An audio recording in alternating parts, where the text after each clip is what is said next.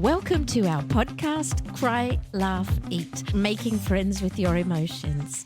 It's so good to have you with us. My name is Helen. And welcome from me. My name is Ruth.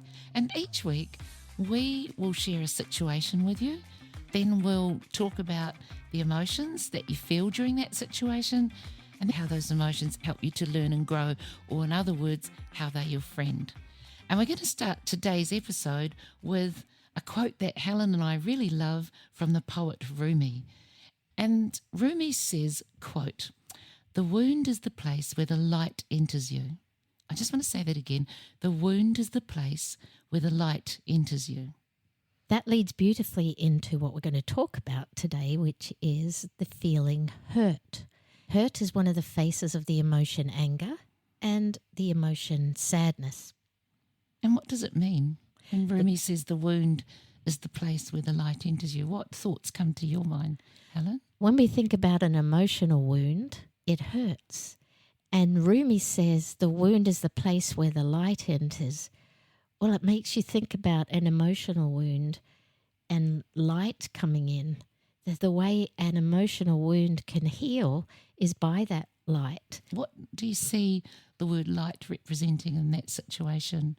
Well, light is the learning from the experience and the knowledge we gain. And so it actually is part of the healing of the wound, isn't it? Yeah, exactly. Yeah. So, Ruth, can we start with an experience that you've had? Sure we can. Sure we can.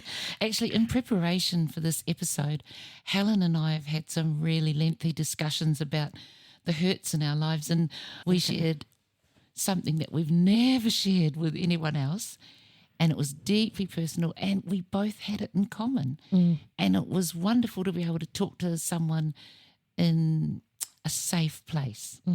And we're not going to share that, but we are going to share with you a couple of other experiences we've had. About 20 years ago, my husband and I and our children moved to a new town.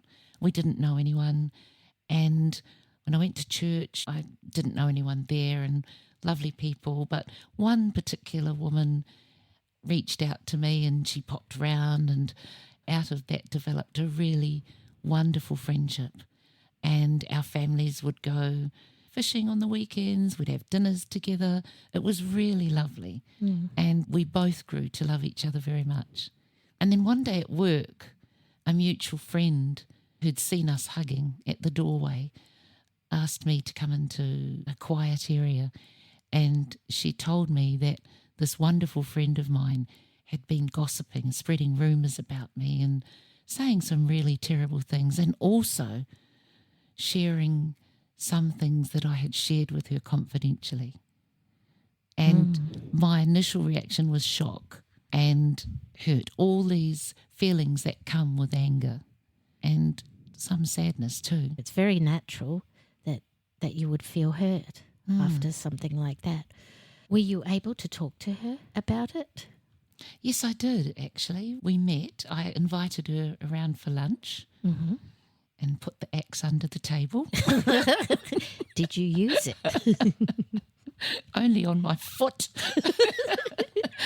But I said what had occurred with my work colleague, and she didn't deny it. She actually thought it was okay to do that. And yeah, a whole lot of things happened, but there were just a lot of things I learned from that. And that's what I was going to ask you next. What did you learn from that experience? Oh, so many things, really. I guess, you see, the thing is that only those you love and trust can hurt you deeply. Because if it was someone you weren't close to, you may be annoyed or offended, but not deeply hurt. And hurt occurs when someone that you love or trust does or says something that goes against the things that really matter to you, your values, perhaps your expectations, and definitely your needs. So what did I learn from this? Overall, I think the lesson I learned is that it doesn't matter what people say or do to you. It matters more what you believe of yourself It matters what you believe about who you are and what you are. So that really matters. Did you believe in yourself back then, or did that help you believe in yourself more? That helped me to believe in myself more, because when everyone is gossiping, well, your circle of friends, just think about it. Everyone that you trust and love and know are talking about you, and you're hurt about it. You then have to decide what you're going to do, whether you're going to allow yourself to be defeated or whether you are going to learn from that.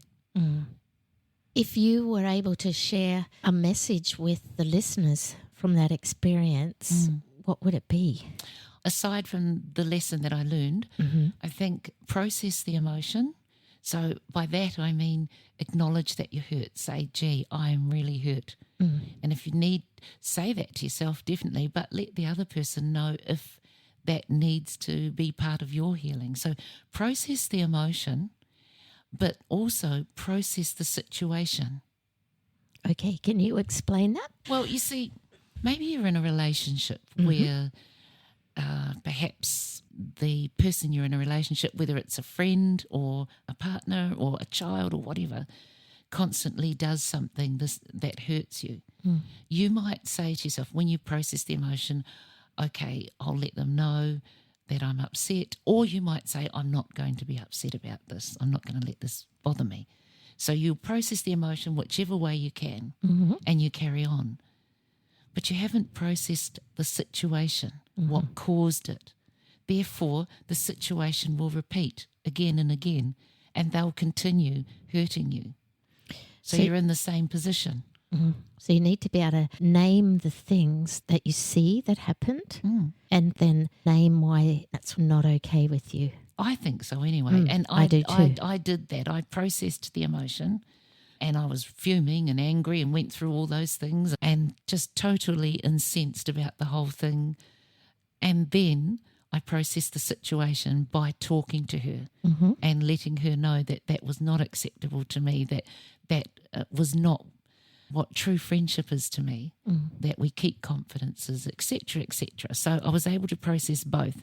And as a result of that, able to get over the hurt. But also the result was that we were no longer friends. So I'd taken care of the situation.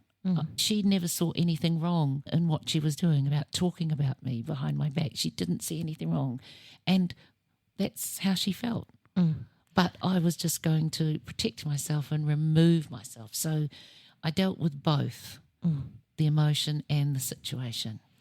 And so would you say that when you explored the situation and the emotion, that you saw that she had very different values or views on friendship? Most definitely. Yes, most definitely. It was a shame. And I didn't dislike her after that or anything. It's just you have to respect people's choices and the things they believe in.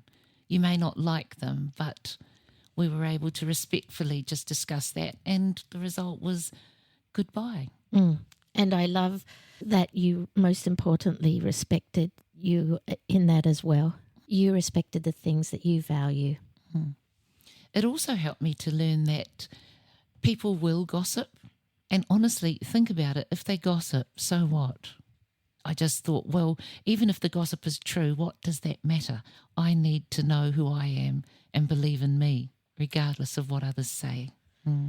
Your story makes me think about our book, some of the words from our book, and I'm just going to share a couple and maybe we can talk about it. That friendship that you spoke of came to an end because it was such a different way of viewing friendship. And I love that you were able to talk with your friend and express what you felt and then make a decision that was right for you. From our book, the emotion anger is talking about the different feelings that come with anger and how they're not very pleasant. That's right, and hurt being one of them. Anger says, these feelings are not pleasant feelings, I know, but they are powerful feelings. And then I love this bit. They help protect you, your rights, your dignity, and that's what was happening for you through that experience. Would you agree? Totally. And when you're hurt is saying to protect yourself. to retain your dignity in the pain of it. It's saying to you, hang on to that, hang on to your values, hang on to what you believe in. Don't let that go. Yeah, otherwise you lose you. That's right. Anger also says in the verse from our book that the feelings help you to change the world for yourself and for others. Would you think that applies to the situation? Oh, definitely. Mm-hmm. What did you see? Well, I saw that you were able to change the world for yourself when you saw something that just was so hurtful and not right in your values of friendship. You were able to make a change, protect yourself, but make a change that was needed to be made, even if it was hard. What would you see? Well, yeah, I see the same, because that's what you would do. You would protect yourself if you're hurt. But also there is an indirect flow-on effect, because I was able to protect my family, my children, and others I love. And so there's always this kind of domino effect. When you protect yourself, you gain confidence, you're stronger, you are happier. You are happier. How does that affect you in your home if you're happier? How does it affect other relationships if you are more confident and happier? How does it affect any environment that you're in? How does it affect your children, your other people you love, if you are more confident and more respectful of yourself? I love that. Another part of the verse that I'll just share is that anger says that these feelings also help you to become assertive, courageous, and determined. And that's what I heard when you were sharing your story, that to share how you felt with that friend was assertive. To make the decision to break away from the friendship was courageous and determined. Isn't that an amazing thing, that hurt can help you? It's actually teaching you, it's guiding you through that light in your wound. It guides you to a better, safer place if you allow it. Like if you are in a relationship where you are always being hurt and that wound is opening up even more, and perhaps it's becoming more infectious and it's like gangrene, there's still an opportunity for you to turn that around by allowing that light. Like Angus says, it's there to help you be, what is it? Courageous, assertive, and determined. It's your choice. Yes, it's our choice to let that light in, the goodness, the values that we hold, the strengths that we have within us.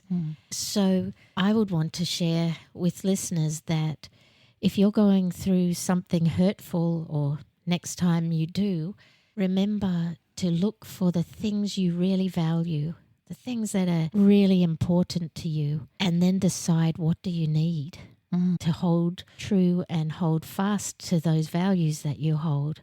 And that's the beauty of hurt. It will help you discover those as you look for them. And just as a wound is a part of the body, feeling hurt is a part of your journey. It's a part of your life. It's not the end of it.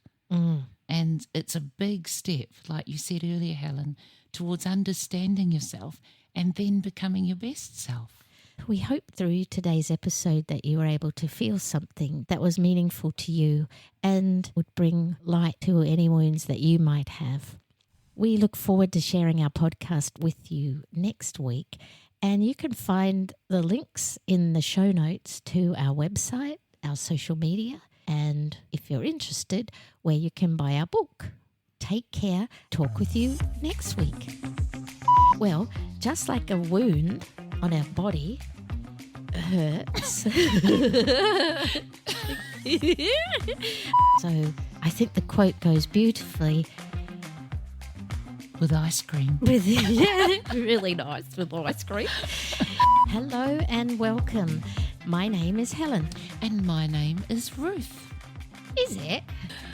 And I'd like you to welcome me. I got a feeling you can start again.